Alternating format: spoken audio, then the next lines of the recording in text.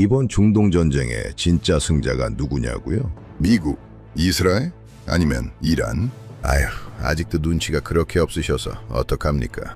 이스라엘 최대 언론 YNET이 경악하며 보도했습니다. 이번 전쟁으로 가장 이득을 본 국가는 한국이다. 이란전은 한국을 위한 쇼케이스였고 한국은 전 세계가 열광하는 진짜 슈퍼스타가 되었다. 왜 전 세계의 모든 관심과 신뢰는 총알 한 발 안 쏜 한국으로 쏠리고 있는 걸까요? 이번 전쟁은 한국이라는 거대한 운영체제가 얼마나 완벽한지 보여준 전 세계적인 광고판이었습니다. 이제 전 세계 지도자들에게 한국은 동맹이 아니라 생존을 위해 반드시 잡아야 할 동아줄이 되어버린 상황. 대한민국이 50년간 쌓아온 이 치밀한 설계의 실체를 보여드리겠습니다. 영상을 시청하신 후 마음에 드신다면 좋아요와 구독 버튼을 꼭 눌러주세요. 여러분의 관심이 저에겐 큰 힘이 됩니다. 그럼 바로 시작하겠습니다. 미국이 전쟁을 벌인다. 일주일이면 상대는 초토화될 것이라고 믿었습니다. 아니, 일주일도 길죠. 3일이면 충분하다고 생각했죠. 그런데 실상은 달랐습니다. 천문학적인 금액을 쏟아부으며 벌이는 전쟁은 끝날 기미가 보이지 않았고 트럼프 대통령은 하루가 멀다 하고 삽질을 해댔습니다. 오히려 이스라엘에 놀아나고 있다는 느낌마저 들었죠. 그런데 그 혼란 속에서 아무도 예상하지 못한 일이 벌어지고 있었습니다. 저도 몰랐습니다. 카민스키 교수님의 강의실에 들어서기 전까지는요. 저는 칼튼 크라우스입니다. 하버드 경제학과 3학년. 미국이 설계한 세계의 질서를 단 한 번도 의심해 본 적 없는 사람이었습니다. 이란의 탄도 미사일 수백 발이 중동의 밤하늘을 갈랐습니다. 전 세계 증시는 개장과 동시에 폭락했죠. 나스닥은 서킷 브레이커를 발동했고 블룸버그 인텔리전스는 즉각 보고서를 냈습니다. 에너지 의존도 70%, 호르무즈 의존도 세계 최상위권. 한국을 포함한 아시아 대부분의 국가는 72시간 안에 암흑에 잠길 것이라고요. 당연한 결론이었습니다. 저도 그렇게 생각했죠. 그런데 바로 그 시각, 이스라엘 최대 언론 YNET의 일면에 단 한 줄이 박혔습니다. 미국도 이스라엘도 아니다. 이번 전쟁의 유일한 승자는 한국이다. 피식 웃음이 나왔습니다. 한국 무기 팔아주려고 작정한 모양이라고 생각했죠. 립서비스도 정도가 있지 않겠습니까? 카민스키 교수님은 단순한 학자가 아니셨습니다. 전 백악관 국가경제위원회 수석 고문, 전 국제통화기금 전략안보분석관. 화려한 직함보다 더 중요한 건 따로 있었죠. 구소련의 붕괴를 현장에서 목격한 분이에요. 거대한 제국이 총 한 발 쏘지 못하고 물류마비와 에너지 실패만으로 허무하게 무너지는 걸 두 눈으로 본 분입니다. 그 경험이 이분을 만들었죠. 전쟁의 승패는 전선이 아니라 공장의 굴뚝에서 결정된다는 것. 그게 카민스키 교수님의 철학이었습니다. 세계경제포럼이 올해의 경제학자로 3차례나 선정했고 2021년 글로벌 물류대란과 2024년 에너지 위기를 정확히 예측해 공급망의 예언자라 불리는 분이에요. 그런 분이 YNET 기사를 스크린에 띄우며 강의실을 천천히 훑으셨습니다. 여러분, 지금 전 세계 분석가들이 한국의 붕괴를 예고하고 있습니다. 그런데 이상한 점이 있어요. 화면이 바뀌었습니다. 한국의 국가부도위험지수, CDS 프리미엄 실시간 수치였죠. 숫자는 호수처럼 잠잠했습니다. 전쟁 전과 거의 다르지 않았어요. 전문가들은 한국이 무너질 것이라 했습니다. 그런데 정작 글로벌 투자자들은 한국의 붕괴에 베팅하지 않고 있어요. 이 시장의 침묵이 무엇을 의미하는지 여러분은 알고 있습니까? 저는 손을 들었습니다. 교수님, 투자자들이 아직 상황 파악을 못한 것 아닌가요? 한국은 미국이 에너지를 끊으면 하루도 못 버틸 유리성 아닙니까? 교수님은 대답 대신 화면을 바꾸셨습니다. 한국 남부 해안 일대 정유 단지의 실시간 열화상 카메라 영상이었죠. 공장은 돌아가고 있었습니다. 가동률 숫자가 선명했어요. 100%. 강의실이 그 숫자 앞에서 굳었습니다. 호르무즈가 막힌 지 사흘째 되던 날이었습니다. 싱가포르 정유소는 원유 조달 실패로 가동을 멈췄죠. 로테르담도 마찬가지였습니다. 전 세계 정제시설의 불이 하나씩 꺼져가고 있었어요. 그런데 한국의 정유 단지들은 달랐습니다. 가동률 92%. 굴뚝의 검은 연기가 멈추지 않았죠. 전 세계 에너지 시장의 미스터리가 시작된 순간이었습니다. 도대체 저 기름이 어디서 나오는 겁니까? 제 입에서 나온 말이었습니다. 처음으로 비웃음이 사라진 순간이었죠. 탱크 안에 기름만 보면 안 됩니다. 한국은 그 기름이 우리 손에 들어오기 전까지의 모든 경로를 이미 사버린 겁니다. 호르무즈가 봉쇄되던 그 시각, 백악관 상황실은 발칵 뒤집혔습니다. 미국이 한국의 연합 함대 참전을 요구했거든요. 혈맹인이 당연히 따라올 것이라 믿었죠. 그런데 한국의 대답은 단 한마디였습니다. 공급망 사수. 한반도 안보가 우선이라는 논리로 미국의 요구를 정면으로 거절한 겁니다. 어이가 없었습니다. 동맹이 명령을 거부한다는 게 말이 됩니까? 거부가 아니에요. 협상이었죠. 그리고 워싱턴은 반박하지 못했습니다. 이유가 있어요. 다음 화면이 열렸습니다. 아랍에미리트와 한국이 체결한 계약서 요약본이었죠. 350억 달러 규모였습니다. 단순한 방산 수출 계약이라 생각했어요. 그런데 교수님이 짚으신 조항 하나가 눈에 들어왔습니다. 전시 에너지 최우선 공급권. 한국은 전쟁이 터지기 2년 전부터 중동의 기름을 자기들 전용 창고에 가둬두고 있었습니다. 무기를 팔면서 에너지를 담보로 받아낸 거예요. 생각해 보십시오.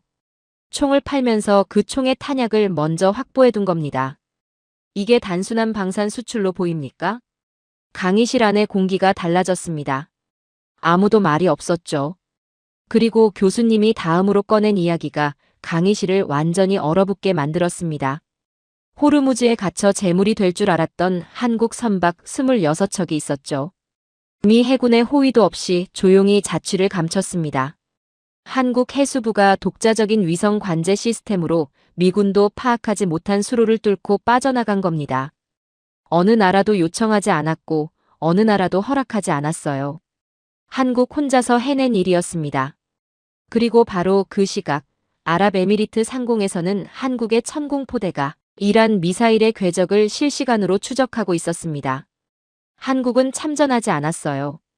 그런데 중동의 하늘은 이미 한국의 소프트웨어가 장악하고 있었죠. 총 한 발 쏘지 않고 전쟁터의 심장부를 손에 쥔 겁니다. 내가 알던 지도가 녹아내리고 있었습니다. 월스트리트의 수치를 믿었고 블룸버그의 보고서를 믿었습니다. 하지만 한국의 수치는 제가 배운 경제학 교과서 밖에서 움직이고 있었죠. 교수님이 강의실 전체를 향해 말씀하셨습니다. 한국은 전쟁을 피한 게 아닙니다. 이 거대한 재앙을 자신들의 시스템을 증명할 무대로 사용하고 있는 겁니다. 석유를 가진 자가 왕이라고요? 아닙니다. 석유의 흐름을 통제하는 시스템을 가진 자가 진짜 주인이에요. 한국은 우리가 지켜주는 나라가 아니었습니다. 미국이 전원을 끌 수 있다고 믿었지만 한국은 이미 자신들만의 거대한 보조 배터리를 지구 전체에 매설해둔 상태였죠. 저는 그날 강의실에 들어서면서 한 가지는 확신했습니다. 한국이 참전을 거부한 건 겁쟁이 짓이라고요. 동맹이 부르는데 안 간다는 건 결국 능력이 없거나 무서운 거 아닙니까? 그렇게 생각했죠. 카민스키 교수님이 입을 열기 전까지는요. 크라우스 군, 한국 얘기를 하기 전에 먼저 우리 동맹국들 얘기부터 해봅시다. 교수님이 스크린을 바꾸셨습니다. 유럽 지도였죠. 미국이 이란 공습을 위해 전략 자산을 띄우던 그날 밤의 항공 경로가 표시되어 있었습니다. 그런데 이상했습니다. 항로가 뚝 끊겨 있었죠. 스페인 국경 앞에서요. 스페인이 미군 전략 자산의 영공 통과를 거부했습니다. 프랑스도 마찬가지였죠. 70년 동안 미국의 우산 아래 있던 나라들이 정작 미국이 그 우산을 펼치려는 순간 문을 걸어 잠근 겁니다. 저는 자리에서 벌떡 일어났습니다. 그게 말이 됩니까? 우리가 그들을 지켜줬는데 어떻게 이럴 수 있는 건가요? 말이 되죠. 그들에겐 이유가 있었으니까요. 교수님은 차갑게 웃으셨습니다. 독일과 이탈리아의 에너지 의존도 수치가 화면에 떴습니다. 중동 에너지 의존도가 한국보다 높은 나라들이었죠. 그들이 참전을 거부한 건 배신이 아니었습니다. 공포였어요. 중동 에너지가 끊기는 순간 자국 시스템이 통째로 붕괴한다는 공포. 무서워서 못 간 겁니다. 할 수 있는데 안 간 게 아니라 갈 수가 없었던 거죠. 트럼프 대통령은 격분했습니다. 즉각 보복 카드를 꺼내들었죠. 주동 미군 철수, 주스페인 미군 재배치, 70년 나토 체제가 뿌리째 흔들리는 순간이었습니다. 제가 믿어온 동맹의 질서가 단 며칠 만에 균열을 냈죠. 세계 최강의 군사 동맹이라 불리던 나토가 이렇게 허무하게 흔들릴 줄은 몰랐습니다. 종이 호랑이였던 겁니다. 포효는 요란했지만 막상 발톱을 꺼내야 할 순간에 뒷걸음질을 친 거죠. 그 광경을 보면서 저는 처음으로 불안함을 느꼈습니다. 우리가 믿어온 질서가 생각보다 훨씬 허약하다는 걸 직감했으니까요. 그런데 카민스키 교수님은 유럽의 배신보다 더 충격적인 이야기를 꺼내셨습니다. 펜타곤은 한국에도 즉각적인 연합 함대 참여를 요구했습니다. 방위비를 냈으니 이제 피를 흘릴 차례라는 노골적인 압박이었죠. 저는 고개를 끄덕였습니다. 당연한 수순이라고 생각했으니까요. 그래서 한국이 갔습니까? 아니요. 역시 겁이 난 거 아닌가요? 저는 비웃었습니다. 그렇다면 왜 워싱턴이 한국에 아무 말도 못했을까요? 교수님이 한국 외교부의 공식 입장문을 화면에 띄우셨습니다. 참전 불가 통보. 명분은 단 하나였죠. 한반도 안보 우선. 북한을 억제해야 하는 상황에서 해외 파병은 불가능하다는 논리였습니다. 유럽은 무서워서 못 갔습니다. 그런데 한국은 달랐어요. 한국은 당당히 안 간 겁니다. 이 차이가 보이십니까? 저는 인정하기 싫었습니다. 교수님, 결국 핑계 아닌가요? 북한 핑계를 댄 거잖아요. 핑계요? 그렇다면 미국이 왜 반박하지 못했을까요? 한국은 미국에 이렇게 통보했습니다.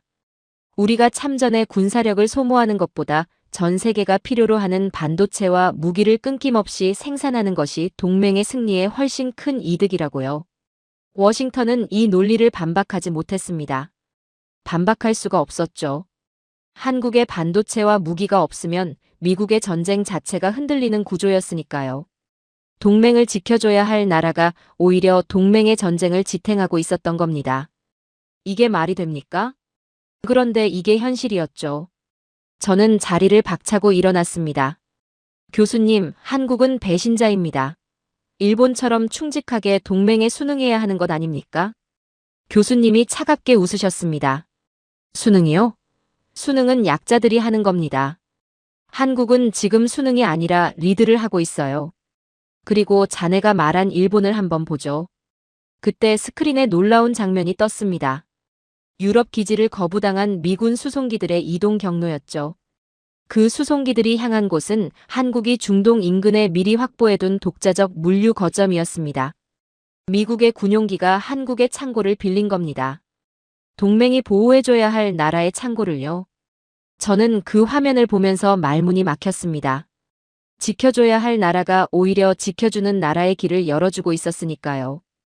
이것이 카민스키 교수님이 말씀하신 대체 불가능한 실력의 실체였습니다. 그리고 유럽에서 새로운 움직임이 나왔습니다. 미국에 대항하기 위한 독자적 경제 블록, 경제 나토 구상이었죠. 유럽은 이 블록에 한국을 끌어들이려 했습니다. 한국이 오면 완벽한 체계가 된다며 구애했죠. 그런데 한국의 대답은 단호했습니다. 우리는 어느 한쪽 블록에 묶여 자율성을 잃을 이유가 없습니다. 미국도 거절했고 유럽도 거절했습니다. 어느 편도 들지 않겠다는 선언이었죠. 그 순간 스크린에 경제 나토 가입국 후보 명단이 떴습니다. 일본의 이름이 맨 윗줄에 올라가 있었죠. G7 지위를 지키기 위해 실익도 불분명한 블록에 기를 쓰고 이름을 올린 겁니다. 한국의 칸은 비어 있었습니다. 보십시오. 일본은 이름을 올리기 위해 발버둥 쳤지만 한국은 그 명단 위에 있는 겁니다. 들어가지 않은 게 아니라 그들이 한국을 필요로 하는 구조를 만들어 놓은 거예요. 일본 외무성 관료들이 한국의 거절 선언을 보며 수군댔다는 후문이 있었죠. 무모한 짓이라고요. 그런데 정작 미군은 일본이 아니라 한국의 창고를 먼저 찾았습니다. 무모한 건 한국이 아니었죠. 카민스키 교수님이 문득 구소련 이야기를 꺼내셨습니다. 내가 직접 목격한 일입니다. 소련의 위성 국가들은 모스크바의 명령에 철저히 순응했죠. 그 결과가 무엇이었습니까? 소련이 무너지는 순간 그 나라들도 함께 무너졌습니다. 시스템에 종속된 나라는 시스템이 붕괴하면 함께 사라지는 겁니다. 한국은 그 교훈을 알고 있었던 거예요. 저는 워싱턴의 엘리트들이 동맹국들을 체스판의 말로 여기는 걸 보며 자랐습니다. 그게 당연하다고 생각했죠. 그런데 한국은 달랐습니다. 체스판의 말이 아니라 체스판 자체를 흔드는 나라였죠. 어느 편에도 종속되지 않으면서 모두가 필요로 하는 나라. 소련의 위성 국가들이 걸어간 길과는 완전히 다른 길이었습니다. 교수님이 강의실 전체를 향해 말씀하셨습니다. 유럽은 무서워서 못 갔고 일본은 눈치 보느라 허덕였습니다. 그런데 한국은 국익을 위해 당당히 안 갔죠. 충성심을 원하십니까? 전쟁터에서 진짜 필요한 건 충성심이 아니에요. 대체 불가능한 실력입니다. 한국은 지금 그 실력으로 미국도 유럽도 움직이고 있는 겁니다.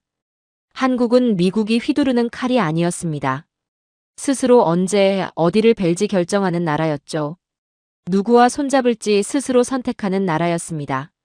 그리고 그 선택 앞에서 미국도 유럽도 결국 한국의 문을 두드렸습니다. 저는 아직 버티고 있었습니다. 정치는 배짱으로 버틸 수 있어도 기름은 배짱으로 만들 수 없으니까요. 자원 한 방울 나지 않는 나라가 호르무즈가 막힌 세상에서 살아남는다. 그건 경제학이 아니라 판타지였습니다. 그렇게 생각했죠. 교수님이 입을 여셨습니다. 1억 1천만 배럴. 이게 뭔지 아십니까? 강의실이 조용했습니다. 한국이 전쟁 발발과 동시에 확보한 대체 원유의 양입니다. 한국 전체가 4개월에서 5개월을 버틸 수 있는 양이죠. 저는 피식 웃었습니다. 호르무즈가 막힌 상황에서 어디서 저 물량이 나온다는 겁니까? 숫자 장난이라고 생각했죠. 교수님이 세계 지도를 보여주셨습니다. 붉은 선들이 사방으로 뻗어 있었습니다. 미국, 브라질, 캐나다, 카자흐스탄, 오만, 아프리카. 중동이 아닌 곳들이었죠. 한국은 호르무즈가 막히기 전부터 이미 움직이고 있었습니다. 전쟁 발발과 동시에 17개국과 대체 원유 실물 계약을 체결했어요. 단 며칠 만에요. 저는 손을 들었습니다. 교수님, 그 짧은 시간에 17개국과 계약을 체결하는 건 물리적으로 불가능합니다. 외교 절차만 해도 몇 달이 걸리는 일 아닌가요? 이미 준비가 되어 있었으니까요. 한국은 전쟁이 터지기 훨씬 전부터 17개국과 공급망 프레임워크를 구축해뒀습니다. 계약서는 이미 서랍 속에 있었던 겁니다. 도장만 찍으면 되는 상태로요. 저는 말문이 막혔습니다. 준비가 되어 있었다는 말이 단순하게 들릴 수 있습니다. 그런데 그게 얼마나 무서운 말인지 생각해 보십시오. 전쟁이 터지기 전에 이미 17개국의 문을 두드리고 악수하고 서명만 기다리는 상태를 만들어놨다는 겁니다. 한국은 이 전쟁을 기다리고 있었던 겁니까? 아니, 기다린 게 아니었죠. 이미 대비하고 있었던 겁니다. 아랍에미리트와의 2,400만 배럴 공급 계약. 전쟁 직전에 체결한 계약이죠. 해협이 막히기 직전, 이 물량들은 이미 한국 항만으로 쏟아져 들어오고 있었습니다. 전쟁이 터지기 전에 기름을 먼저 빼온 겁니다. 등골이 서늘해졌습니다. 예측한 게 아니었습니다. 준비하고 있었던 거죠. 그런데 한국이 진짜 무서운 건 물량이 아닙니다. 교수님이 복잡한 흐름도를 보여주셨습니다. 비축류 스왑 시스템입니다.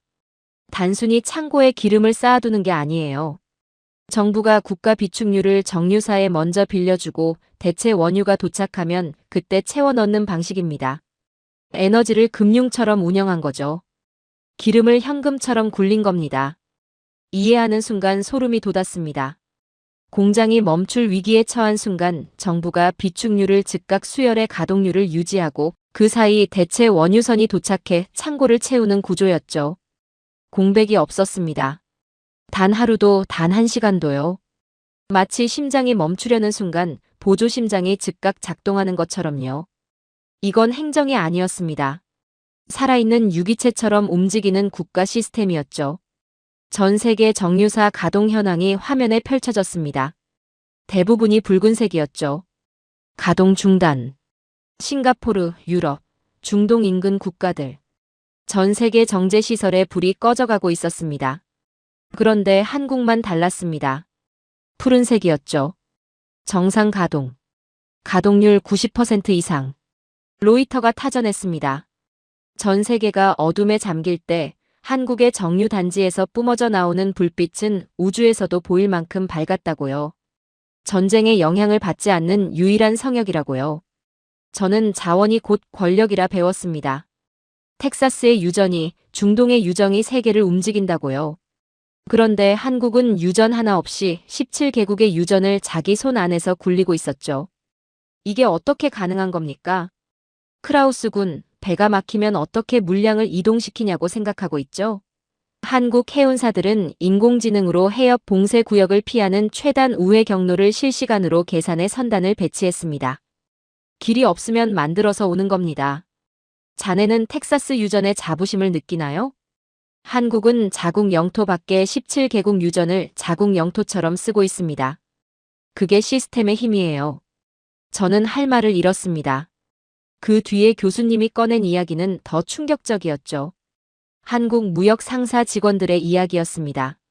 전쟁이 터진 그날 밤, 그들은 이미 17개국 현지에 나가 있었습니다. 브라질의 유전 현장에서, 카자흐스탄의 협상 테이블에서, 아프리카의 항구 사무실에서 밤을 새우며 계약서를 수정하고 있었죠. 이미 훈련된 대로 움직였어요. 국가가 위기에 처한 순간 기업과 정부가 한 몸처럼 작동한 겁니다. 이게 바로 한국의 진짜 무기입니다. 제도가 아니에요. 시스템이 몸에 밴 사람들이죠. 그리고 단기 위기를 넘기자마자 한국은 또 움직였습니다. 대통령과 실무진이 전 세계를 돌았죠. 카자흐스탄, 오만, 사우디. 장기 공급선을 새로 깔기 시작했습니다. 위기를 기회로 삼아 에너지 지도 자체를 다시 그린 겁니다.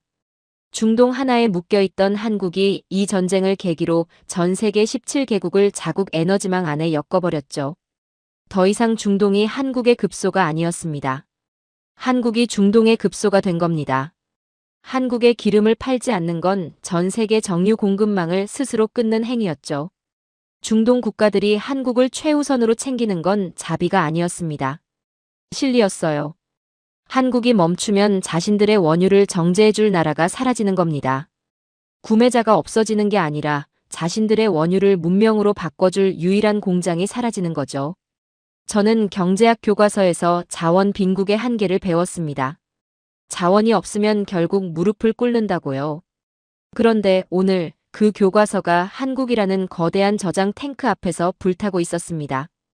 교수님이 강의실 전체를 향해 말씀하셨습니다. 우리가 석유 가격을 걱정할 때 한국은 이미 석유 이후의 세상을 설계하고 있었습니다. 자원이 없어도 살아남는 법이 있어요. 자원의 흐름을 지배하면 됩니다.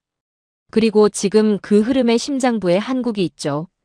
반박할 말이 없었습니다. 우리가 석유를 캐는 동안 한국은 석유가 흐르는 혈관을 장악하고 있었죠. 자원을 사오는 나라가 아니었습니다. 자원의 흐름을 창조하는 나라였습니다. 저는 솔직히 피식 웃었습니다. 에너지 이야기는 그래도 이해가 됐죠. 기름이 없으면 공장이 멈추니까요. 그런데 교수님이 꺼낸 다음 주제는 달랐습니다. 나프타. 플라스틱 원료 아닙니까? 그게 전쟁의 변수가 된다고요? 너무 지엽적인데 집착하시는 거 아닌가 싶었습니다. 그렇게 생각했죠. 교수님이 입을 열기 전까지는요. 나프타가 뭔지 아십니까? 자동차, 전자제품, 반도체 케이스. 여러분이 오늘 만지는 모든 것의 출발점입니다. 그리고 전쟁 여파로 한국의 나프타 공급이 10에서 20% 급감하자 전 세계 제조업이 동시에 비명을 질렀습니다. 저는 팔짱을 꼈습니다. 나프타 공급이 줄었다고 전 세계가 비명을 지른다는 게 과장처럼 들렸으니까요. 한국의 나프타 없이는 플라스틱 케이스 하나 못 만든다고요? 다른 나라에서 사오면 되지 않습니까? 어디서요? 한국은 세계 최고 수준의 정제 설비를 갖춘 나라입니다. 원유를 나프타로, 나프타를 다시 반도체 소재로 바꾸는 능력. 이걸 대체할 나라가 지구상에 없어요. 한국이 밸브를 살짝 잠그는 것만으로도 전 세계 문명이 멈춰 설 뻔했습니다. LG화학, 롯데케미칼, 한화토탈에너지스, SK지오센트릭, 세계 최상위 기술을 가진 한국의 기업들이죠. 그 말이 강의실 전체를 무겁게 짓눌렀습니다. 한국 정부는 즉각 나프타를 국가 경제안보 품목으로 지정했습니다. 단순히 수입하는 게 아니라 국가가 직접 분배하고 통제하는 전략 자원으로 선포한 거죠. 단순 수입국에서 자원 통제 국가로 진화한 순간이었습니다. 그리고 이 정제 능력은 단순한 산업 자산이 아니었어요. 외교적 권력이었죠.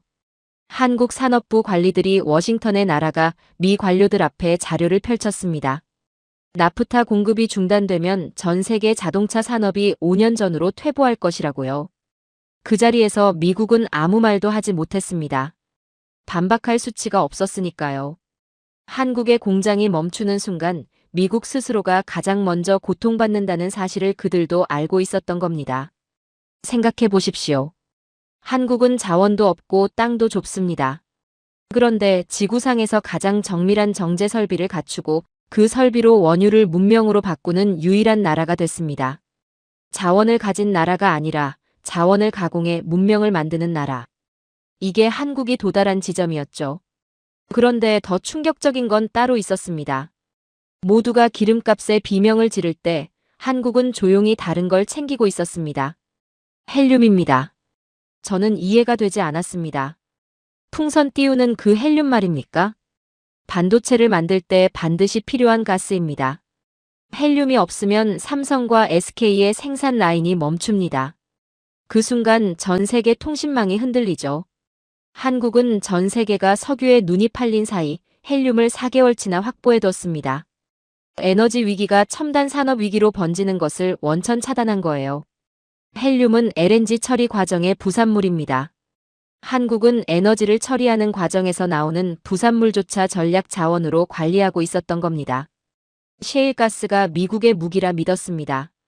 그런데 한국은 나프타와 헬륨이라는 보이지 않는 독침으로 전 세계 산업의 급소를 찌르고 있었죠. 우리가 총구를 겨누는 동안 한국은 산업의 혈관을 조용히 틀어쥐고 있었던 겁니다. 그것도 아무도 눈치채지 못하게요. 이게 진짜 무서운 부분이었습니다. 총을 들고 협박하는 건 누구나 알아채죠. 그런데 한국은 아무도 모르게 급소를 틀어쥐고 있었던 겁니다. 그런데 한국이 여기서 멈췄을까요? 교수님이 새 자료를 보여주셨습니다. LG화학의 공문이었죠. 러시아산 나프타 2만 7천 톤 도입 결정. 저는 자리를 박차고 일어났습니다. 교수님, 이건 명백히 선을 넘은 겁니다. 미국이 러시아를 제재하고 있는데 어떻게 동맹국이 러시아와 거래를 합니까? 동맹의 등에 칼을 꽂는 행위 아닌가요? 위반이요? 자네 정부가 먼저 고개를 끄덕였네. 저는 순간 말문이 막혔습니다. 한국은 몰래 거래한 게 아닙니다. 산업부가 미국 재무부와 긴밀히 접촉해서 달러외 통화로 결제할 시 2차 제재 예외라는 확답을 받아냈습니다. 미국이 먼저 허용한 거예요. 미국이 왜 그 거래를 허락했겠습니까? 한국이 나프타를 안 주면 미국에 들어온 공장이 먼저 문을 닫아야 하니까요. 이게 바로 역인질극입니다. 한국이 미국을 인질로 잡고 협상한 겁니다. 강의실이 완전히 굳었습니다. 그 증거가 곧바로 나왔습니다. 미국 미사일 부품 생산 라인 가동 중단 보고서였죠. 원인란에 적힌 단어. 한국발 나프타 부족. 한국산 나프타와 반도체 부품이 끊기자 미군 수송기 부품 생산까지 차질을 빚은 겁니다. 그리고 펜타곤이 한국에 직접 요청했습니다. 제발 라인을 멈추지 말아달라고요. 세계 최강 미군이 한국 공장 앞에 손을 내민 겁니다. 저는 얼굴이 달아올랐습니다. 수치심 때문이었죠. 제가 동맹이 지켜줘야 할 나라라고 비웃었던 그 나라가 실제로는 미국 안보의 심장부를 조용히 바치고 있었으니까요. 그 사실이 이렇게 노골적으로 드러난 순간 할 말이 없었습니다. 월스트리트 저널이 이렇게 썼습니다. 한국의 나프타 재고량은 이제 나스닥 지수보다 더 중요한 지표가 되었다. 그들이 멈추면 실리콘밸리는 유령 도시가 될 것이다. 한국이 나프타 수출을 제한하자 한국산 원료에 의존하던 동남아와 유럽의 제조 라인들이 연쇄적으로 비명을 질렀습니다. 총 한 발 쏘지 않았죠. 군함 한 척 보내지 않았습니다. 공장의 밸브 하나만 살짝 잠갔을 뿐인데 전 세계 산업이 무릎을 꿇었어요. 이제 한국은 단순히 사오는 나라가 아니었습니다. 위기 시 어디서 물량을 빼오고 어디에 줄지를 결정하는 공급망의 심판으로 우뚝 선 겁니다. 미국도 유럽도 동남아도 한국의 결정을 기다려야 했죠. 전쟁터에서 가장 강한 나라는 총을 가장 많이 가진 나라가 아니었습니다. 공급망의 열쇠를 쥔 나라였죠. 전쟁터의 미사일은 금속으로 만듭니다. 그런데 그 미사일을 움직이는 지능은 한국의 나프타와 헬륨에서 나옵니다. 한국은 전쟁의 지능을 공급하고 있었던 겁니다. 더 이상 질문할 수 없었습니다. 한국은 우리가 지켜줘야 할 약자가 아니었습니다. 위기 시 미국의 안보조차 쥐고 흔들 수 있는 공급망의 절대자였죠. 그리고 그 나라를 우리는 지금껏 지켜줘야 할 약소국이라 불렀던 겁니다. 솔직히 말하면 저는 아직 분이 풀리지 않았습니다. 러시아와 거래한다는 것, 동맹국이 적국의 자원을 사온다는 것, 그게 제 눈에는 배신으로밖에 보이지 않았죠. 그런데 교수님은 더 불편한 이야기를 꺼내셨습니다. 한국이 러시아산 나프타를 들여오기로 결정했을 때 미국은 왜 제재를 적용하지 않았을까요? 저는 알고 있다고 생각했습니다. 한국이 미국을 압박했다고 들었으니까요. 그런데 어떻게 압박했는지가 중요합니다. 한국은 미국 재무부의 제재 법안을 처음부터 끝까지 뜯어봤습니다. 문구 하나하나를 해체했죠. 그리고 합법적인 통로를 찾아낸 겁니다. 불법이 아니었어요. 제재의 틈새를 정밀하게 뚫은 겁니다. 저는 할 말을 잃었습니다. 불법으로 무시한 게 아니었습니다. 법의 언어를 완벽하게 이해하고 그 안에서 자신들만의 길을 낸 거였죠. 미국이 설계한 제재망을 미국보다 더 정밀하게 읽은 나라. 그게 한국이었습니다. 그리고 달러 외 통화 결제가 실전에 돌입했습니다. 달러를 쓰지 않아도 됩니다. 다른 통화 체계를 활용하면 제재의 그물을 피할 수 있었죠. 한국 기업들은 실제로 그렇게 했습니다. 서방 동맹국들이 제재의 공포에 질려 손도 못 댈 때 한국은 이미 결제망을 돌려놓고 러시아산 원료를 항구에서 받아내고 있었습니다. 미국 재무부가 한국의 거래를 승인하는 서신을 보냈습니다. 그 서신 아래에 짧은 주석이 달려 있었어요. 이 거래가 진행되지 않으면 미국 군수품 생산은 30일 내 중단됨. 미국 스스로가 한국의 거래를 승인할 수밖에 없는 이유를 문서에 적어놓은 겁니다. 강의실이 완전히 얼어붙었습니다. 미국이 제재를 만들었습니다. 그런데 그 제재를 미국 스스로 비켜간 겁니다. 한국 때문에요. 이보다 더 강력한 역인질극이 어디 있습니까? 저는 책상을 손으로 짚었습니다. 교수님, 이건 자유진영의 가치를 훼손하는 겁니다. 아무리 실리가 중요해도 원칙이 있지 않습니까? 가치요? 영하 20도의 공장에서 가치가 밥을 먹여줍니까? 한국은 자네가 말하는 그 가치를 지탱하기 위해 가장 더러운 곳에서 원료를 긁어 모아 기계를 돌려주고 있는 겁니다. 그 말이 가슴을 찔렀습니다. 그런데 이야기는 거기서 끝나지 않았죠. 러시아가 먼저 움직였습니다. 한국에 공식적으로 원유를 제공하겠다고 접촉해온 겁니다. 한국 전용 공급 제한이었죠. 이 첩보가 서방에 퍼지자 난리가 났습니다. 한국이 러시아 쪽으로 완전히 기울지도 모른다는 공포가 워싱턴과 브뤼셀을 덮쳤죠. 미국과 유럽은 한국을 붙잡기 위해 전전긍긍하기 시작했습니다. 생각해 보십시오. 얼마 전까지만 해도 한국은 미국이 방위비를 청구하는 나라였습니다. 그런데 이제 미국과 유럽이 한국의 눈치를 보고 있었습니다. 판이 완전히 뒤집힌 겁니다. 한국 외교관들이 러시아 측과 협상 테이블에 앉았을 때 분위기는 냉랭했습니다. 러시아는 한국이 자기 편이 되기를 원했죠. 모스크바의 한 분석가가 탄식했습니다. 한국인들은 차갑다고요. 우리와 웃으며 거래하지만 결코 우리 편은 아니라고요. 그들은 오직 한국만을 위해 움직인다고요. 적조차 한국의 냉철함을 인정한 겁니다. 독일과 프랑스는 러시아 가스관을 잠그고 추위에 떨고 있었습니다. 명분을 지켰지만 공장이 멈췄죠. 한국은 달랐습니다. 유럽이 러시아와의 문을 걸어 잠그는 바로 그 순간 한국은 그 틈으로 걸어 들어갔습니다. 러시아의 화학 원료를 가장 저렴한 가격에 싹쓸이했죠. 유럽은 명분을 지키려다 얼어 죽어가고 있었고 한국은 실리를 챙기며 전 세계 첨단 산업의 심폐소생술을 하고 있었던 겁니다. 27,000톤은 시작이었습니다. 한국 기업들은 러시아산 나프타 추가 도입을 위해 계속 접촉했어요.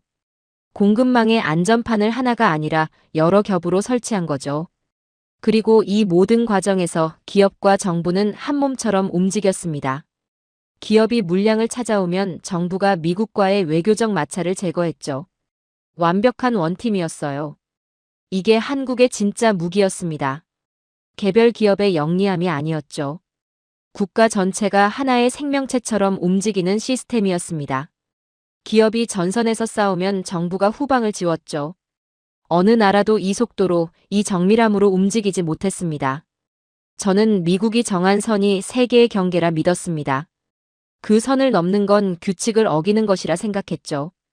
그런데 한국은 그 선 위를 유영하고 있었습니다. 어기는 게 아니었습니다.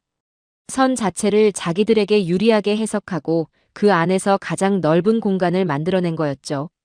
미국 동맹의 가치를 유지하면서도 러시아의 자원을 빨아들이는 회색지대 외교의 정점이었습니다. 어느 편에도 완전히 종속되지 않으면서 양쪽 모두에게 없어서는 안 될 존재가 된 나라. 그게 한국이 도달한 지점이었죠. 동맹은 기도가 아닙니다. 가장 강한 자의 손을 잡는 게 아니에요. 자신이 가장 필요한 존재가 되는 것이 동맹의 본질입니다. 한국은 지금 미국이 절대 놓을 수 없는 존재가 됐습니다. 그게 한국이 러시아와도 거래하고 미국의 허락도 받아내는 이유예요. 한국은 미국의 허락을 구한 게 아니었습니다. 미국이 허용할 수밖에 없는 환경을 설계한 겁니다. 제재를 만든 나라를 상대로 그 제재의 예외를 스스로 만들어낸 나라. 누구에게도 종속되지 않으면서 모두가 필요로 하는 나라. 그게 한국이었습니다. 그리고 저는 그 나라를 지금껏 유리성이라 불렀던 겁니다. 중동은 미국의 손바닥 위에 있었습니다. 적어도 저는 그렇게 믿었죠. 사우디의 빈 살만도 아랍에미리트의 대통령도 결국 미군의 항공모함이 없으면 왕자를 지킬 수 없었으니까요. 한국이 중동의 우선순위라고요? 착각도 유분수였습니다.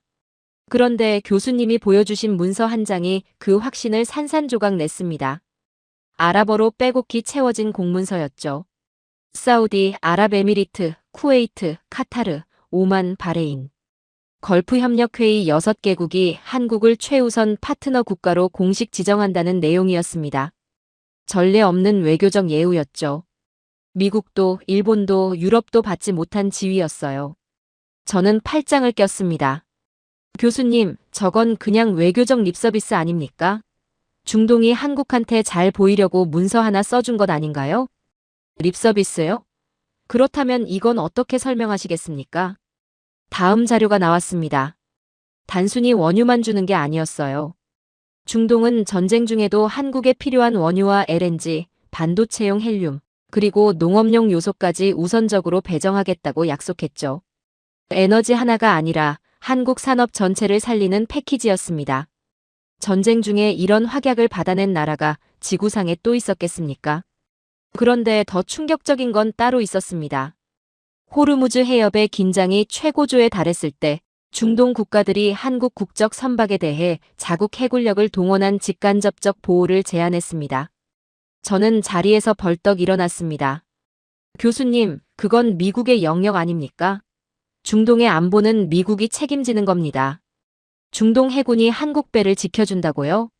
미 해군이 있는데 왜 그들이 직접 나섭니까? 권한이요? 크라우스 군, 자네가 에너지를 못 구해 어둠 속에 있을 때 한국은 중동의 왕들과 나란히 걷고 있었습니다. 자네의 권한은 차가운 빈방에서나 찾으세요. 그 말이 강의실 전체를 무겁게 짓눌렀습니다. 미국은 왜 이 자리를 내준 겁니까? 이유는 단순했습니다. 미국이 셰일 가스로 자급자족이 가능해지면서 중동에 소홀해진 겁니다. 더 이상 중동의 기름이 절실하지 않으니 공들여 관리할 이유가 없었죠. 그 빈자리를 한국이 채웠습니다. 가장 정교한 기술력을 들고 중동의 심장부로 파고든 겁니다. 미국이 발을 빼는 순간 한국은 그 자리로 달려갔죠. 미국은 중동에 무기를 팔 때 온갖 제약을 겁니다. 사용 용도를 통제하고 기술 이전은 꿈도 꾸지 못하게 하죠. 그런데 한국은 달랐습니다. 현지 생산을 약속했고 기술을 이전했어요. 중동 국왕들 사이에 이런 인식이 퍼졌습니다. 우리를 진정한 주권 국가로 대우해주는 나라는 한국뿐이라고요. 저는 중동이 미국에 굴복할 수밖에 없는 처지라 생각했습니다.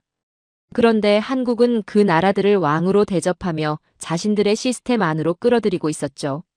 무기를 팔면서 주권을 함께 판 겁니다. 그리고 중동은 그 거래를 선택했습니다. 강요가 아니었어요. 한국이 그만큼 매력적인 파트너였던 거죠. 그런데 한국과 중동의 관계는 단순한 거래가 아니었습니다. 완벽한 순환고리였죠. 중동이 에너지를 제공하면 한국은 그 에너지를 가공해 반도체와 배터리와 스마트팜 기술로 되돌려줬습니다. 중동은 기름을 팔고 한국의 기술을 받았죠. 한국은 기름을 가공해 문명을 만들고 중동에 돌려줬습니다. 서로가 서로를 필요로 하는 구조였어요. 이 완벽한 순환고리가 한국을 대체 불가능한 존재로 만든 겁니다. 사우디의 실세 빈 살만 왕세자가 위기 때마다 가장 먼저 전화를 건 나라가 어디인지 아십니까? 미국이 아닙니다. 한국이었습니다. 공급망 안정을 약속받기 위해서였죠. 워싱턴 정가는 이 사실에 큰 충격을 받았습니다. 저는 말문이 막혔습니다. 중동의 실권자가 위기 때 가장 먼저 한국에 전화를 건다는 것. 그게 무엇을 의미하는지 이제는 알 것 같았어요. 한국은 과거 요소수 사태를 겪었습니다. 요소 하나가 끊겼을 때 나라 전체가 흔들렸죠. 그 뼈아픈 경험으로 글로벌 조달 매뉴얼을 구축했습니다. 그리고 중동 국가들이 그 매뉴얼의 핵심 파트너로 자발적으로 참여했죠. 한국의 위기가 오히려 중동과의 혈맹을 만들어낸 겁니다. 실패를 시스템으로 바꾼 나라. 그게 한국이었습니다. 그리고 한국과 중동의 관계는 방산과 에너지를 훨씬 넘어섰습니다. 한국의 스마트팜 기술이 중동의 사막에서 작물을 키우기 시작했습니다. 해수 담수화 기술이 중동의 물 문제를 해결했죠. 식량과 물. 이건 중동의 아킬레스건입니다. 한국이 그 급소를 해결해 준 겁니다. 이제 방산과 에너지를 넘어선 생존 연합이 만들어진 거예요. 한국 기술진이 중동 현지의 모래바람 속에서 스마트팜을 일구었습니다. 그리고 그 땅에서 자란 딸기가 중동 국왕의 식탁에 올랐죠. 그리고 그 감격이 지정학적 신뢰가 된 겁니다. 걸프협력회의와 한국의 전략적 에너지 비상 채널 가동 현황이 공개됐을 때 일본과 유럽 국가들은 그 명단에 없었습니다. 한국은 최상위 등급으로 분류돼 있었죠. 일본이 G7 지위에 매달리는 동안 한국은 중동의 금고 열쇠를 손에 쥔 겁니다. 이름이 아니라 실체를 선택한 나라의 결과였죠. 사우디 왕실 관계자가 이런 말을 남겼습니다. 미국과 80년을 함께했지만 우리 손으로 직접 무기를 만들게 해준 건 한국이 처음이었다고요. 그것이 우리가 한국 선박을 보호하는 이유라고요. 자네는 돈으로 신뢰를 살 수 있다고 생각합니까? 한국은 기술을 나누며 운명 공동체를 샀습니다. 자네가 믿는 달러는 총성 한 번의 휴지가 되지만 한국의 기술은 전쟁 중에도 꽃을 피웠어요. 미국은 중동을 지배하려 했습니다. 그런데 한국은 중동을 작동시켰죠. 지배자는 대체될 수 있습니다. 하지만 작동시키는 엔진은 뺄 수 없어요. 미국이 중동에서 발을 뺀 그 순간 한국은 그 빈자리에 엔진을 심어버린 겁니다. 그리고 이제 그 엔진 없이는 중동도 전 세계 공급망도 돌아가지 않았죠. 저는 처음으로 완전히 조용해졌습니다. 중동이 미국에 굴복하는 처지라고 생각했습니다. 그런데 현실은 달랐습니다. 중동의 왕들이 스스로 한국의 시스템 안으로 걸어 들어가고 있었죠. 미국은 그들의 석유를 빼앗으려 했지만 한국은 그들의 미래를 함께 설계했습니다. 그것이 이 금빛 문서의 진짜 의미였습니다. 마지막 자존심이었습니다. 에너지도 졌고 외교도 졌고 공급망도 졌습니다. 그런데 무기만큼은 달랐죠. 전쟁의 최종 심판은 결국 누가 더 강한 무기를 가졌느냐로 결정되는 겁니다. 그리고 그 무기의 왕자는 미국의 것이었죠. 그렇게 믿었습니다. 교수님이 입을 여시기 전까지는요. 이번 전쟁에서 가장 먼저 드러난 건 패트리엇의 한계였습니다. 저는 귀를 의심했습니다. 이란의 드론과 미사일이 쏟아졌을 때 패트리엇은 수십억 원짜리 미사일로 수천만 원짜리 드론을 잡아야 했습니다. 한 발 쏠 때마다 수십억이 사라지는 거죠. 소모전으로 흐르는 현대전에서 이건 재앙이었습니다. 전 세계 방공 시스템이 이 비효율 앞에 절망했어요. 저는 반박하려 했습니다. 그런데 교수님의 다음 말이 저를 완전히 굳혀버렸죠. 그 순간 아랍에미리트에 배치된 한국의 천궁이 작동했습니다. 실제 교전 상황에서 이란발 미사일들을 가차없이 격추했죠. 펜타곤이 요격 성공률 데이터를 받아보고 경악했습니다. 천궁은 그날 단숨에 중동의 강철 지붕이 됐어요. 강의실이 조용해졌습니다. 저는 의자를 발로 차며 일어났습니다. 교수님, 성능은 여전히 미국이 압도적입니다. 패트리엇은 세계 최고의 방공 시스템이에요. 성능이요? 창고에 없는 패트리엇의 성능이 무슨 소용입니까? 한국의 천궁은 지금 중동의 하늘을 지켰고 한국의 자주포는 지금 폴란드 평원을 달리고 있어요. 실제하는 실전의 힘 앞에 자네의 카탈로그는 휴지 조각일 뿐입니다. 반박할 말이 없었습니다. 그런데 더 충격적인 소식이 이어졌습니다.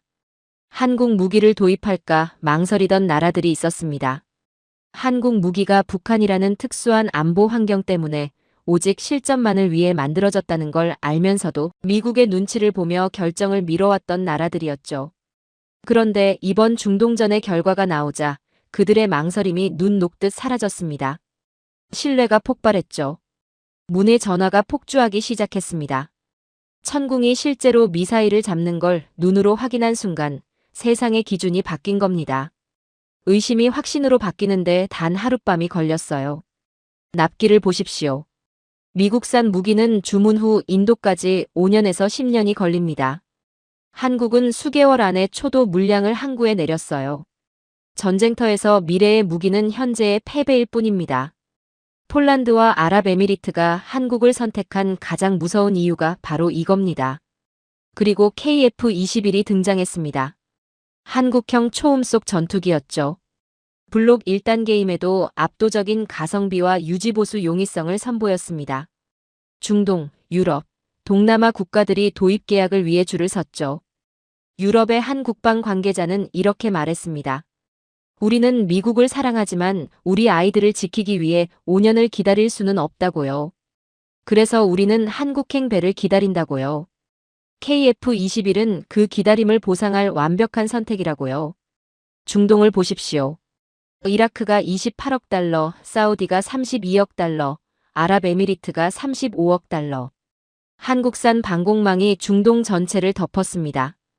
이제 중동 하늘의 주권은 한국의 소프트웨어가 통제하고 있어요. 저는 머리가 어지러웠습니다. 천궁이 하늘을 막고 KF-21이 그 하늘을 날고 방공 소프트웨어가 중동 전체를 통제한다는 게 이게 총 한 발 쏘지 않은 나라의 이야기였으니까요. 그런데 교수님은 여기서 멈추지 않으셨습니다. 나토를 보십시오. 폴란드를 시작으로 루마니아, 노르웨이까지 한국산 K2 전차와 K9 자주포를 주문했습니다. 나토의 표준 무기 체계가 메이드 인 코리아로 빠르게 교체되고 있는 거예요. 나토의 항복이었죠. 70년 동안 미국과 유럽이 독점해온 방산 시장에 한국이 정면으로 뚫고 들어간 겁니다. 왜 나토가 한국 무기를 거부감 없이 받아들이는지 아십니까? 한국 무기는 미국의 데이터 링크 시스템과 완벽히 호환됩니다. 미국 무기를 쓰던 나라들이 아무 불편 없이 한국산으로 갈아탈 수 있는 거예요. 이게 한국 방산의 진짜 무서운 점이죠. 독일과 프랑스의 무기가 장인의 예술품이라면 한국의 무기는 대량 생산되는 강철이었습니다. 소모전으로 흐르는 현대전에서 한국의 압도적인 제조 능력은 그 자체로 공포가 됐죠. 예술품은 박물관에 전시하면 됩니다. 하지만 전쟁터에서 필요한 건 지금 당장 쏠 수 있는 강철이죠. 한국은 그 강철을 쉬지 않고 찍어냈습니다. 그리고 전 세계가 탐내는 무기들이 줄줄이 나왔습니다. 현무5. 사거리와 파괴력에서 전 세계를 경악시킨 괴물 미사일이었죠. 도산 안창호급 잠수함. 세계 최정 상급이라는 평가를 받는 전략 자산이었습니다. 천무 다연장 로켓. 유럽 국가 관료들이 한국의 현무 미사일 성능을 보고 이건 무기가 아니라 살아있는 생명체 같다며 탐냈다는 일화가 있었죠. 전 세계에 문의 전화가 폭주했습니다. 한국은 무기 시장에 뛰어든 게 아니었습니다. 무기 시장의 판 자체를 새로 짠 거였죠. 그리고 한국은 무기만 팔지 않았습니다. 30년 뒤에 수리 부품까지 보장했죠. 창정비 체계를 함께 수출한 겁니다. 전 세계에서 가장 거대한 군수 공장을 뒤에 둔 동맹국들은 보급 걱정 없이 전쟁을 치를 수 있게 됐습니다. 무기를 사는 게 아니라 전쟁을 지속할 수 있는 능력을 통째로 사는 거였죠. 이게 한국이 미국과 유럽의 방산 기업들과 근본적으로 다른 점이었습니다. 저는 펜타곤의 자부심 속에서 자랐습니다. 미국의 방산이 세계 최강이라는 걸 단 한 번도 의심하지 않았죠. 그런데 오늘 그 자부심은 한국의 미친 생산 라인과 실전 데이터 앞에서 산산조각 났습니다. 이전까지 K방산은 가성비 좋은 대안이었습니다. 하지만 이번 중동전 이후 K방산은 생존을 위한 유일한 필수제로 격상됐어요. 한국은 전쟁을 하는 나라가 아닙니다. 전 세계가 전쟁을 지속할 수 있게 무기고를 채워주는 유일한 시스템 공급자죠. 더 이상 반박할 수 없었습니다. 한국은 무기 시장의 침입자가 아니었습니다. 무너져가는 서방의 방위 산업을 지탱하는 최후의 보루이자 새로운 제국의 병기창이었죠. 우리는 가장 비싼 검을 만들었습니다. 그런데 한국은 부러지지 않는 방패와 검 수백만 개를 지금 당장 배달하고 있었습니다. 강의가 시작됐을 때 저는 오만했습니다. 그리고 지금 저는 조용히 앉아 있습니다. 반박할 말이 없어서가 아닙니다. 반박할 필요 자체가 사라졌기 때문이죠. 교수님이 마지막으로 입을 여셨습니다. 이번 전쟁의 승자가 누구냐고 묻는다면 세상은 미국이라 할 겁니다. 이스라엘이라 할 수도 있죠. 하지만 펜타곤과 전 세계 정보기관들이 내린 최종 결론은 달랐습니다. 전쟁은 중동에서 터졌지만 그 결과로 세계 질서의 키를 쥔 것은 한국이다. 강의실이 굳었습니다. 저는 하버드에서 강대국의 수치를 배웠습니다. 국내 총생산, 군사력, 핵탄 두수, 항공모함 보유량. 그 수치들이 세상을 결정한다고 믿었죠. 그런데 한국은 그 수치 밖에서 존재하고 있었습니다. 아무도 측정하지 않은 방식으로 세상을 움직이고 있었죠. 자원 빈국이라는 말, 이제 한국에는 쓸 수 없습니다. 한국은 자원을 소유하지 않아도 자원의 흐름을 완벽하게 통제하는 법을 터득했어요. 자원을 가진 나라들이 오히려 한국의 공급망 아래 들어온 겁니다. 자원 빈국이라는 프레임은 이번 전쟁으로 영구적으로 폐기됐습니다. 그 말이 가슴 깊이 박혔습니다. 에너지가 고갈될 위기마다 17개국 대체선이 도착했습니다. 비축유가 정교하게 수혈됐죠. 공장이 멈추려는 순간 정부가 즉각 밸브를 열었고 그 사이 원유선이 도착해 창고를 채웠습니다. 이건 국가 운영이 아니었습니다. 알고리즘이었죠. 비축하고 방출하고 대체하는 이 정교한 순환이 단 한 번의 오차도 없이 작동했습니다. 인간이 설계한 가장 정밀한 생존 시스템이었어요. 한국은 이번 전쟁에서 새로운 국제법을 만들어냈습니다. 공급망 수호라는 논리죠. 우리가 멈추면 전 세계의 문명이 멈춘다. 이 논리 앞에서 미국조차 한국에 함부로 명령하지 못했습니다. 전략적 필수 국가의 지위를 스스로 확립한 겁니다. 저는 방위비를 청구받아야 한다고 생각했습니다. 그런데 현실은 정반대였죠. 한국의 시스템이 멈추지 않게 해달라고 미국이 사정해야 하는 상황이었습니다. 이게 말이 됩니까? 그런데 이게 현실이었죠. 전 세계가 폭동과 셧다운으로 고통받을 때 한국은 단 한 번의 정전도 없었습니다. 반도체 라인은 멈추지 않았어요. 그 평온함이 인류 역사상 가장 강력한 방어망이었습니다. 어떤 미사일도 어떤 제재도 한국의 공장을 멈추지 못했죠. 미국도 이란도 아니었습니다. 전 세계는 지금 한국이라는 거울을 통해 자신들의 취약함을 보고 있었습니다. 가장 시끄러운 나라가 전쟁을 벌이는 동안 가장 조용한 나라가 세상을 바치고 있었죠. 한국은 이제 단순히 물건을 파는 나라가 아닙니다. 전 세계의 안보와 산업을 지탱하는 배후 공장이자 인류 문명의 중앙 처리 장치임을 증명했어요. 반도체, 배터리, 무기, 에너지 정제, 식량, 물. 이 모든 것의 핵심 노드에 한국이 있습니다. 인류 문명의 중앙 처리 장치. 그 말이 머릿속에서 떠나지 않았습니다. 컴퓨터에서 중앙 처리 장치가 멈추면 모든 것이 멈추죠. 한국이 바로 그 역할을 하고 있었던 겁니다. 전략적 자율성도 완성됐습니다. 미국의 동맹이면서도 러시아의 자원을 가져오고 중동 국왕들과 형제 결맹을 맺었죠. 기존의 동맹 종속 개념을 완전히 파괴한 겁니다. 어느 편에도 무릎 꿇지 않으면서 모두에게 없어서는 안 될 나라가 된 거예요. 그리고 세상은 이제 한국의 무기만 원하는 게 아니었습니다. 한국의 위기 관리 매뉴얼 자체를 수입하려 했죠. 한국의 물류 관제 시스템을 통째로 사려 했습니다. 공급망 붕괴를 경험하고 그 고통을 시스템으로 바꾼 나라. 그 노하우가 이제 전 세계가 가장 갖고 싶어하는 지식이 됐어요. 신뢰가 새로운 통화가 됐습니다. 전쟁 중에도 약속을 지키는 나라라는 평판. 그 신뢰 하나가 전 세계의 자본을 한국의 산업 시스템으로 끌어당기고 있어요. 달러는 인쇄할 수 있습니다. 하지만 신뢰는 인쇄할 수 없죠. 이스라엘 와이넷이 마지막 보도를 냈습니다. 전 세계는 이제 한국을 다시 보게 되었다고요. 한국이 주도하는 새로운 세계의 시작을 목격하고 있다고요. 이번 전쟁은 한국에게 재앙이 아니었습니다. 총 한 발 쏘지 않고 가장 많은 것을 가져갔죠.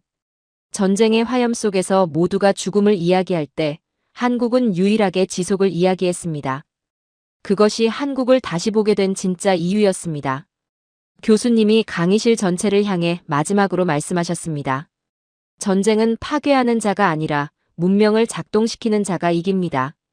그리고 현재 지구상에서 그 능력을 가진 유일한 나라는 한국입니다. 총탄은 사람을 죽이지만 한국의 시스템은 인류를 살립니다. 필수 불가결한 국가. 이것이 21세기 세계사의 정답입니다. 강의가 끝나고도 아무도 자리를 뜨지 않았습니다. 저도 마찬가지였죠.